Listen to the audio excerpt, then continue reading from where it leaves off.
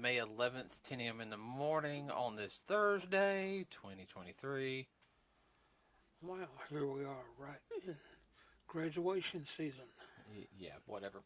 Uh, I don't care. All right, everybody, real quick. We're gonna go over numbers real quick. The only two numbers we're gonna hit is Mario and Guardians. Let's see. So Super Mario Brothers domestically, everybody has done 5,520,784,435 dollars.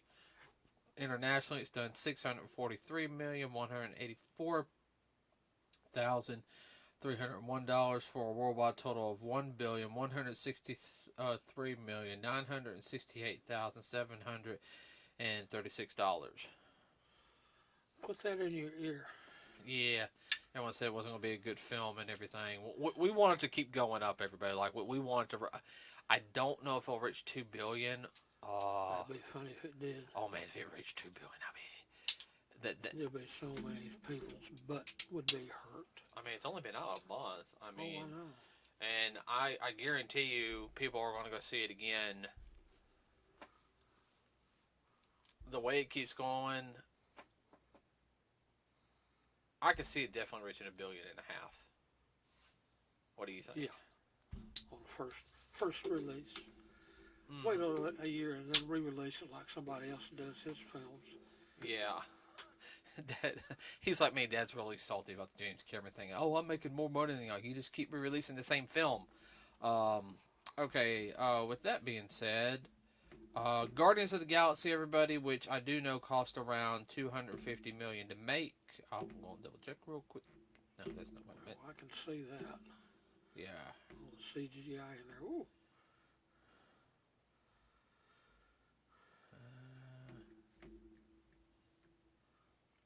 Yeah, $250 million.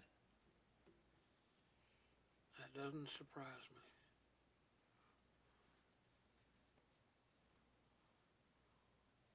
Well, $350 million altogether, because it did $100 million to promote. Yeah. Talking about what, advertising monies? Yeah. So, domestically, everybody, it's done $138,421,568. Internationally, it's done $205,600,000 for a worldwide total of $344,021,568. Well, that's not bad. That's really not. It's only been out, what, not quite a week yet? Mm-mm. It's already made its money back? Yeah. Well, the big thing is it going to make its money back domestically? Because that's what they're going to look at. Oh, I know. I hate saying that. And part of the issue is also with that is, I think it'll grow in numbers a little bit more this week. But definitely when Memorial Day comes around. Yeah, 3 weeks. Yeah, and especially this weekend because I think both of the films will grow a little bit more this weekend due to the fact is that it's graduation. You're going to have a lot of people finally going to go see the film. You know, they're waiting until after graduation because they were focused on their studying, or they didn't have the cash. Well, Mario could go up easily too, simply because Mother's Day weekend and take the kids. Yeah, no, I forgot about Mother's Day weekend. Yeah, no, and it's a good family movie, so. Yeah. Yeah, if your mom liked it, oh my word. Yeah, that was a really big surprise. As soon as we walked out of the theater, we're getting that film. Okay. All right, everybody. So, with that being said, we saw Guardians 3 on Tuesday in IMAX 3D. Totally worth it. I will say the way to fly. The theater was just a little loud, even for my liking. I mean, that was. Yeah, they could have cut back on the volume a little bit. Yeah. I had such a headache Tuesday. Like been out clubbing all night long. And I don't club. everyone, the music fit the film. It really did. I will say this is probably the most tear jerking, emotional of the Guardians films. It's definitely a hanky and a half. Yeah, I mean, everyone, there's some rough scenes in there. The way they did it. I'm not. We're gonna avoid spoilers talking about it. Particulars. Yeah, particulars. The opening scene was actually the most calmest out of all the openings. I can't get my back to pop. Let me fix this chair. Oh, that's better. Okay, now it's a little better. Okay, yeah, this opening was more lighthearted compared to others. Yeah, well, it's supposed to be. It was heavy, but it wasn't. But everyone, that opening scene, believe it or not, don't get comfortable in it because it starts flying right after there. I mean, as soon as that opening scene starts, as soon as it says Guardians of the Galaxy 3, a couple, about 2 or 3 minutes in, then bam, it starts. And you better have already used the bathroom before you take your seat. It's one of them kind of movies. Was it about 2.5 hours? Yeah, what's close to 2.5 hours, everybody. And let me go ahead and tell you this: you've got to pay attention due to the fact is, yes, there's flashbacks in this one. There's a lot of flashbacks in this one, but the flashbacks really build the story up. The flashbacks were done at the right times. And give an overall view of what it's about. Yeah, and I mean, of course, everyone kind of has figured out a little bit. It's about one particular character in a sense, and I'm trying to avoid it. But the high evolutionary, God, he is a jackass. I mean, he's worse. I mean, he's not as powerful, okay, but he's worse than Kang the Conqueror in a sense. Yeah. You're very much like Thanos.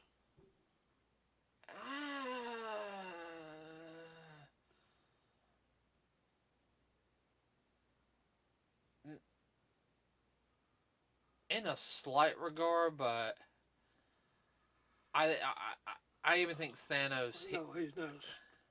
He's not as powerful, but his motivation and all is just as crazy. Oh yeah. Yeah. I mean, he was in there. Everyone, he was crazy. Like, I mean, this villain was pure off the wall. Yeah, this guy's got to go. Yeah.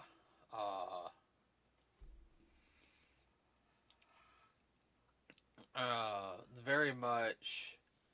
I would have to sit there and say, of course, the music sets the mood, and very much some stuff from the '70s in there. I give James Gunn credit on that aspect due to the fact is he does really good with setting up the mood. Right, and I mean he's a good filmmaker, good director on that aspect. Yeah. Now the characters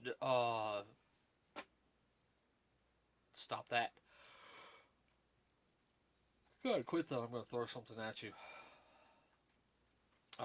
The acting. I would have to say I think the acting it was good. I would say I felt like it was better in my opinion than what it was in the second film.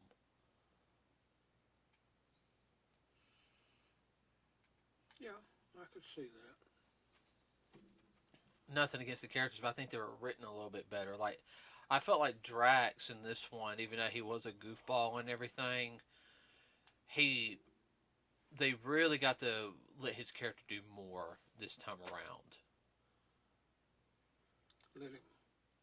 Let him be himself. Mm-hmm. I did like that ending part with the kids, because it was always a say that Drax He always talked about his daughter and everything, and then he communicates with the kids very well and everything. Yeah, he was a dad, so for him, communicating with the kids right there, that's easy. Well, it was second nature for him.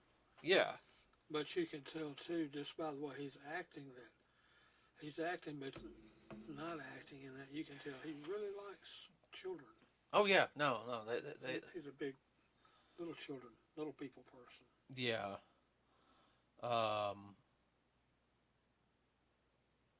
I'll say also, dang, you guys stuck that yawn. I want to throw this thing at you. Is it gonna get it? You gonna get all of our listeners? Are you about to fall asleep? No. You get all of our listeners starting to yawn. All right, where was I? Of course, Rocket did a good job. I wasn't. And then you had Nebula. I really feel like her character's fleshing out more. Yeah. She had a lot bigger part in this one. Oh, she's picking up the role of Gamora. Of course, Gamora is in everybody, but this is not the Gamora that we knew from Guardians 1. This is the one that lived, that was from Endgame, from the alternate timeline. She's a fish. I think she started realizing everything towards the end of the film. Yeah. What was going on with Quill? Yeah. He was still partially beating himself up for what happened. Yeah. And everyone, you gotta understand, this hasn't been like a year or anything, since all this happened. To them, this is only like a couple of months. This is only pretty, from what I understand, all the Phase 4 films happen like kind of really close to each other. 6 months. Yeah, so when a lot of this is happening, this is around the same time. If I remember correctly, yeah, within around 6 months or less. Well, that's the reason why you didn't see other characters in the universe in it. Because they had their own hands full of problems. Yeah, I mean, like Phase 4, I gotta look at the actual timeline. From what my understanding is, a lot of Phase 4 happens, all around each other. I mean, you have during Spider-Man. Of course, you guys. Hold on. Of course, during Spider-Man Far From Home, before that happened, you had WandaVision. That's actually the first thing that happens after Endgame is WandaVision. Yes. And then you have, and I think the Falcon Winter Soldier happens, and then it's No Way Home. Yeah, it'd have to be because everybody was getting, yeah. And then from No Way Home, everybody, you've got Far From Home. Then you got No Way Home. Yeah, because Falcon Winter Soldier happens before the two Spider-Man films. Then you got the first, the last, Far From Home. Then directly after you got No Way Home. You okay? Yeah, I'm just thinking. Okay. And then I think around the same time all that is happening, of course, Peter does his little thing. So by the time he's doing web swinging, at the end, a couple movies already passed. Because, it's like a couple of weeks or so after that happened. Because Shang-Chi's supposed to happen around the same time. You've got probably Guardians 3 going on. And, and you also got to think, though, Thor happened. So you have Thor, the Guardians leave Thor. So it'll go Thor, I think, then Guardians. And then somewhere Eternals happen within there, because I know they're going to talk about the end of Eternals are going to be like the next couple of films. The ramifications, because when they were trying to bring that celestial in it, so I know some people will be sad at the end of Guardians, but in some ways it's a sad ending. Everybody, some ways it's not. I mean, you're not gonna be. I ain't gonna say you're not gonna be boohooing at the end of it. Would you agree on saying that? I would. One spoiler that All right, I did that small cut right there. Not being mean, but I had to do that small cut due to the fact is that if I didn't cut that, that would have spoiled like the major part of the film. Sorry. What, Dad? nothing. I'm sorry, I had to cut that. No, that's fine. I understand. I already said where I was gonna put the cut, so. Uh, yeah, that's gonna be a pain in the butt to find. Okay. Where's that going? Overall, everyone, you're gonna enjoy the end, the film ending. You're gonna enjoy the The ending is a little cliche. Yeah, the ending is very cliche. I will sit there and say that, but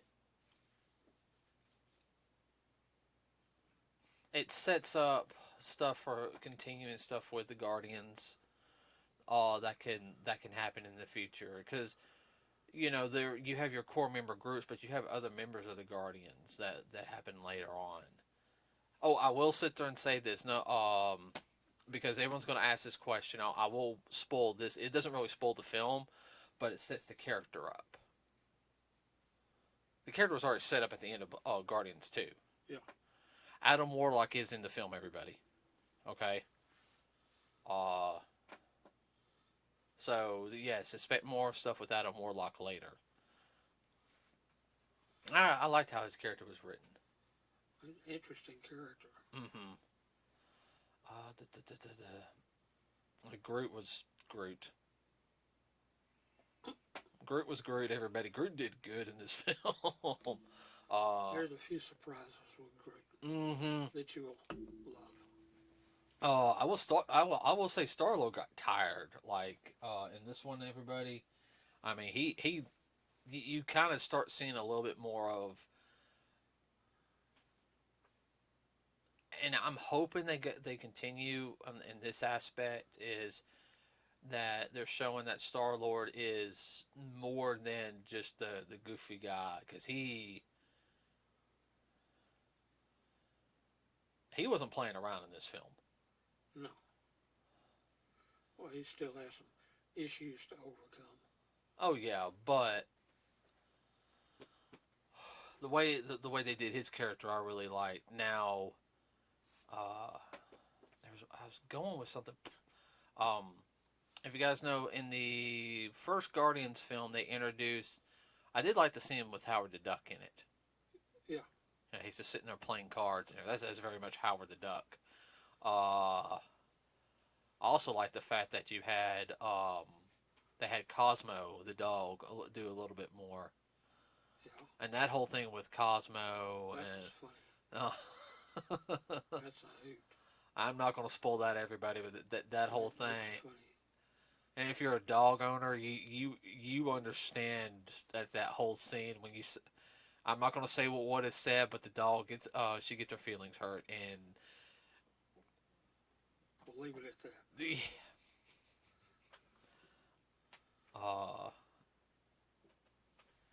So I was going to say the next Marvel film is what the Marvels. Yeah. It's got the 3 Marvel people. Yeah. That one looks good. We gotta watch Miss Marvel, and then we have to got a couple other things we gotta watch. I know we watched that one, and then what is it? Of course, we're gonna watch Hawkeye. We gotta watch She-Hulk. Yeah. And then we'll be caught up. Yeah. So. Yeah. Marvel or Marvelettes? Marvels. Marvels. Yes. Okay. Yeah, now this is the one that Brie Larson supposedly behind the scenes was a real piece of work.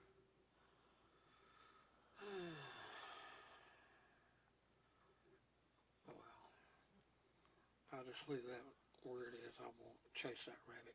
Mm-hmm. So, But it looks to be a pretty good movie. yeah, as I said, we just need to watch that one. I think, yeah, we need to watch Miss Marvel, and then we'll watch She-Hulk and go ahead and get those two out of the way. And then, because Hawkeye, we can just put Hawkeye in anywhere. Yeah. I'll figure out the proper timeline. I think Hawkeye is supposed to be the end of a lot of things. Like, it's supposed to be like the tail end of like Phase 4. I know Hawkeye happens after No Way Home, which I think No Way Home, like the ending of No Way Home, is supposed to be like the end of Phase 4. Yeah. So, I don't know. I'll figure out the timeline one day.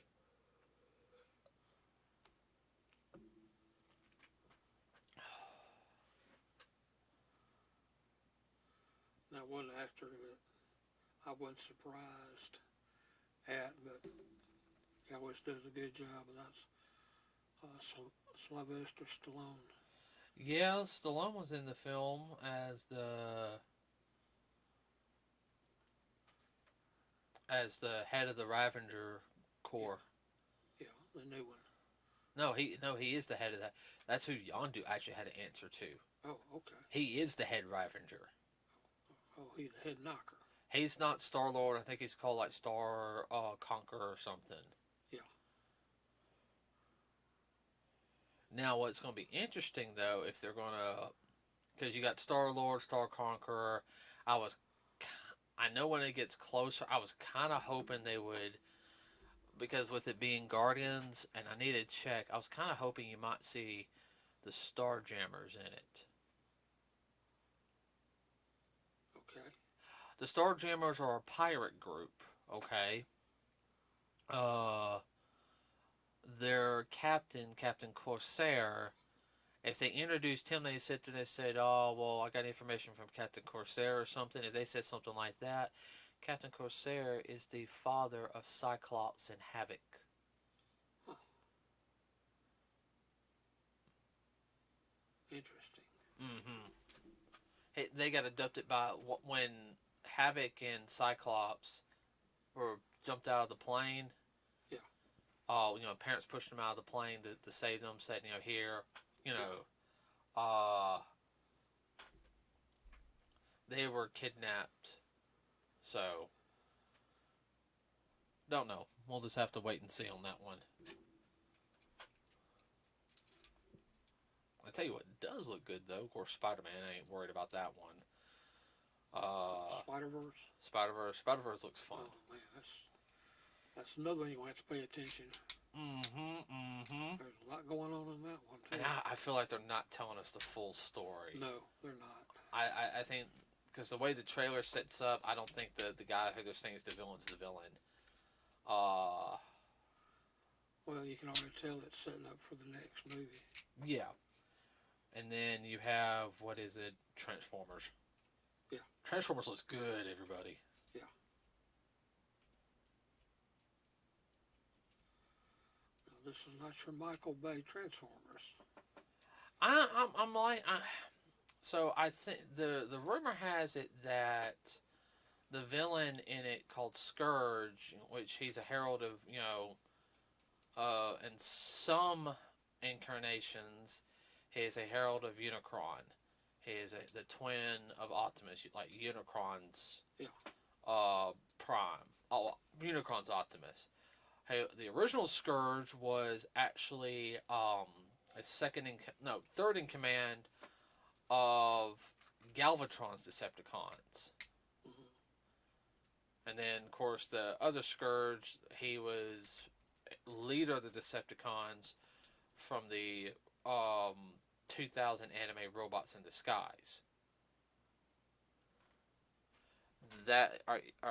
Look, you see the one with the sword? Yeah. The Black Optimus with the sword? Yeah. That's Scourge. Okay. Not the tall one. That's Rodimus Nemesis. So, what?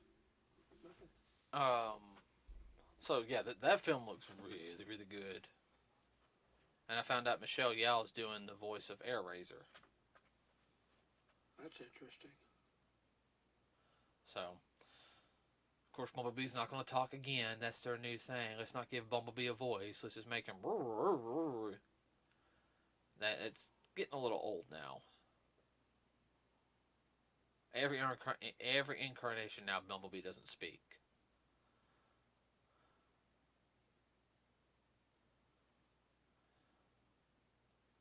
Like you say, it's getting old. Yeah. All right. So that's all I can think of right now. Well, I don't know of anything else going on. I haven't heard anything. No, I haven't heard anything either.